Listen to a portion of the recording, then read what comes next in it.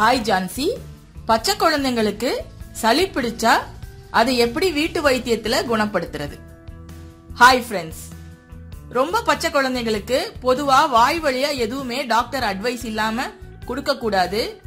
இருந்தாலும் ஒரு சில வைத்திய முறைகள் நான் இப்ப சொல்றேன். இது எல்லாமே எங்க குழந்தைங்களுக்கு நான் செய்து அனுபவபூர்வமா உணர்ந்தது. சோ நீங்க தைரியமா செய்யலாம். இப்ப நான் 1 by 1 சொல்றேன், 2-3 ரெமெடி சொல்றேன். உங்களுக்கு எது ஓகே ஆகுமோ அதை யூஸ் பண்ணிக்கீங்க.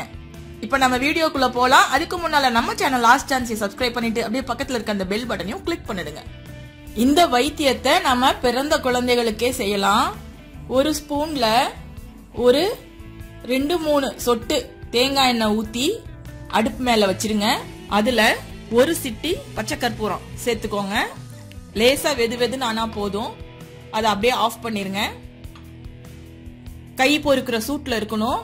ரொம்ப ஆறிடவும் கூடாது, ரொம்ப கொதிக்கவும் இருக்கக்கூடாது. அத விரல்ல தொட்டு குழந்தையோட நெஞ்சு பகுதிக்கு தடவி விடுங்க. இப்படி இது பொம்மை தாங்க, நான் டெமோ காட்டுறதுக்கு குழந்தைக்கு எங்க போவேன். சோ நெஞ்சு பகுதிக்கு நல்லா தடவி விடுங்க. அதே போல பின்னால முதுகு பகுதிக்கும் தடவி விடுங்க. வயிற்றுக்கு தடவ கூடாது, ஏன்னா இது உஷ்ணம். அதனால கண்டிப்பா வயிற்றுக்கு தடவிடாதீங்க. அதுக்கப்புறம் பாத்தீங்கன்னா இந்த இடத்துல தடவி விடுங்க.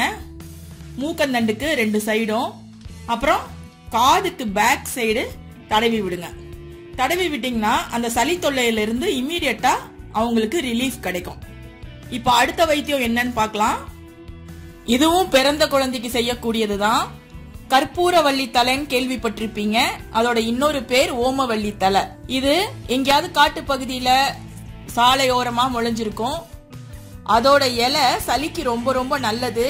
சப்போஸ் உங்கள்கிட்ட இல்லைன்னா ஃப்ரெண்ட்ஸ் யார்கிட்டயாவது இருந்ததுன்னா தண்டை ஒடிச்சிட்டு வந்து சும்மா ஒரு சின்ன மண் தொட்டியில வச்சிங்கனாலே சீக்கிரமாவே வளர்ந்துரும். அது எப்பவுமே வீட்டுல வச்சிருக்கிறது ரொம்ப நல்லது. அதை கண்டுபிடிக்கிறதுக்கு ஈஸியான மெத்தட் பாத்தீங்கன்னா, இலை வந்து நல்லா மொத்தமா இருக்கும், நல்ல வாசனையா இருக்கும். பாத்துக்கோங்க. இதுல இலையில அப்படியே அரும்பரும்பா இருக்கும், ரோஸ் இலை மாதிரி. நீங்க மாத்தி யூஸ் பண்ணிட கூடாது. இப்போ இதுல ஒரு இலைய மட்டும் தனியா எடுத்துக்கோங்க. எடுத்துட்டு அப்படியே தீயில வச்சு லேசா வாட்டுங்க. கை பொறுக்கிற சூடா இருக்கும் போது குழந்தையோடைய நெஞ்சு பகுதியில அப்படியே பத்து போடுற மாதிரி போட்டுருங்க. இப்படியே வச்சிருங்க. தினம் 2 தடவை கூட இந்த மாதிரி செய்யலாம். இப்படி செஞ்சா நெஞ்சு சளி இருந்ததுன்னா கம்ப்ளீட்டா குணமாயிரும். உங்க வீட்டுல குழந்தைங்க இருந்தா கண்டிப்பா நம்ம ஜான்சி குட்டீஸ் சேனலை சப்ஸ்கிரைப் பண்ணிடுங்க. அதுல குழந்தைகளுக்கான பாட்டி கதைகளும் அழகழகான பாடல்களும் தொடர்ந்து நான் போட்டுட்டு இருக்கிறேன். என்னுடைய சொந்த பாடல்கள் தான் அதுல வர்றதெல்லாம். கண்டிப்பா உங்க வீட்டு குழந்தைங்க என்ஜாய் பண்ணுவாங்க. சில சமயம் பாத்தீங்கன்னா குழந்தைகளுக்கு மூச்சே விட முடியாது, மூக்கு அடைச்சுக்கும், ரொம்ப ப்ராப்ளமா இருக்கும், அப்படியே ரொம்ப மூச்சு திணறும். அந்த மாதிரி இருக்கிற குழந்தைகளுக்கு ஒரு எளிமையான ரெமெடி சொல்றேன். சின்ன வெங்காயத்தை எடுத்துக்கோங்க. அதை ஹாஃபா கட் பண்ணீங்கன்னா நல்ல நடு சென்டர்ல இருக்கும் பாருங்க. இந்த குருத்து பகுதி, இந்த சின்ன குருத்தை மட்டும் தனியா எடுத்துக்கோங்க. இதுதான் குருத்து. எல்லா சின்ன வெங்காயத்திலயுமே சென்டர்ல இப்படித்தான் இருக்கும். இதை எடுத்து 1 ஸ்பூன் தேங்காய் எண்ணெய அடுப்புல காய வைங்க. அதுல அந்த வெங்காய குருத்தை சேர்த்துக்கோங்க. ஒரு 1 மினிட் வச்சா அப்படியே அது நல்லா பொரிஞ்சிரும். சடப்புடன் பொரியும். இப்படி நல்லா பொரிஞ்சதும் ஆஃப் பண்ணி எடுத்துக்கோங்க. இப்ப இந்த தேங்காய் எண்ணெய் நல்லா ஆறணும். அதுக்குள்ள நம்ம ஒரு துணியை எடுத்து திரிச்சுக்கலாம். சும்மா இப்படியே வச்சு உருட்டினோம்னா திரி மாதிரி வந்துடும்.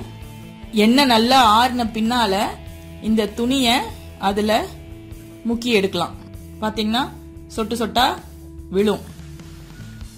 இப்ப இதை எடுத்து குழந்தையோடைய மூக்குல இப்படியே உள்ள வச்சீங்கன்னா ஒரு டிராப், ஒரே ஒரு டிராப் தான், லேசா உள்ள விழுந்தாலே போதும். அதுக்கப்புறம் ஒரு 2 மினிட்ஸ் கழிச்சு இந்த மூக்குக்கும் விடுங்க. ஒரே ஒரு டிராப் விட்டா போதும். 2 விட்ட பின்னால லேசா குழந்தைய குப்புற சாச்ச மாதிரி கொஞ்ச நேரம் படுக்க வச்சு அப்படியே நீவி கொடுங்க. கம்ப்ளீட்டா மூக்கடைப்பு விட்டுரும். குழந்தையும் ரிலாக்ஸ் ஆகி நல்லா தூங்கிரும். இது பிறந்த குழந்தைக்கே நாங்க செஞ்சிருக்கோம். சோ பயப்பட தேவையில்லை. எங்களுடைய அனுபவத்தை வச்சுதான், எங்க அம்மா கிட்ட கேட்டுதான் நான் இதை எக்ஸ்பிளைன் பண்ணிருக்கேன். இப்ப அடுத்த வைத்தியம் என்னன்னு பார்க்கலாம். இப்ப நான் சொல்ல போறத பச்சை குழந்தைகளுக்கு செய்யக்கூடாது. ஓரளவுக்கு வாய் வழியா சாப்பிடக்கூடிய ஒரு 7-8 மாச குழந்தைகளுக்கு இது ரொம்பவே பலன் தரும். அதே கற்பூரவள்ளி தலை தான். 2 தலை எடுத்து நல்லா தண்ணில அலசிட்டு இப்படி நெருப்புல வாட்டிக்கோங்க. அது கலர் சேஞ்ச் ஆகும். நெருப்புல வாட்ட வாட்ட அப்படியே கலர் சேஞ்ச் ஆகிற வரைக்கும் வச்சிருங்க. இப்போ இந்த கற்பூரவள்ளி தலைய கையில வச்சு நல்லா தேய்ச்சி கசக்கணும். இப்படி கசக்குனா அப்படியே சாறு வரும். அந்த சாறை ஒரு ஸ்பூன்ல பிழிஞ்சு விட்டுருங்க.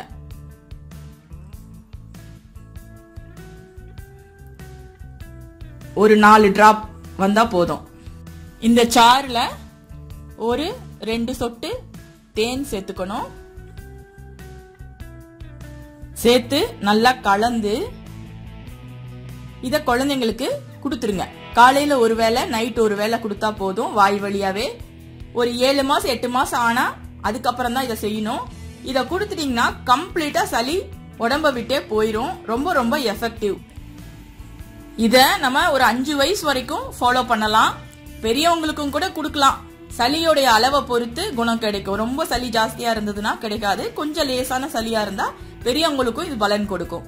எங்க வீட்டுல குட்டி குழந்தை இல்ல, பட் பிரதர்ஸ் ஃபேமிலில எல்லாம் இருக்கு. அவங்க எல்லாம் இதான் ஃபாலோ பண்ணிட்டு இருக்காங்க. சோ நீங்க நம்பிக்கையா செஞ்சு பாருங்க, கண்டிப்பா பலன் தரும். இந்த வீடியோ பிடிச்சிருந்தா லைக் போட்டு உங்க ஃப்ரெண்ட்ஸ் கூட ஷேர் பண்ணுங்க. தேங்க்யூ. ஆஸ்க் ஜான்சியை கேளுங்கள். கமெண்டில் கேட்கப்படும் உங்கள் சந்தேகங்களுக்கு அடுத்தடுத்த வீடியோக்களில் விரிவான விளக்கங்கள் தரப்படும். இந்த வீடியோ பிடிச்சிருந்தா லைக் பண்ணிட்டு ஷேர் பண்ணிட்டு மறக்காம ஆஸ்க் ஜான்சி சேனலை சப்ஸ்கிரைப் செய்யுங்க. நன்றி.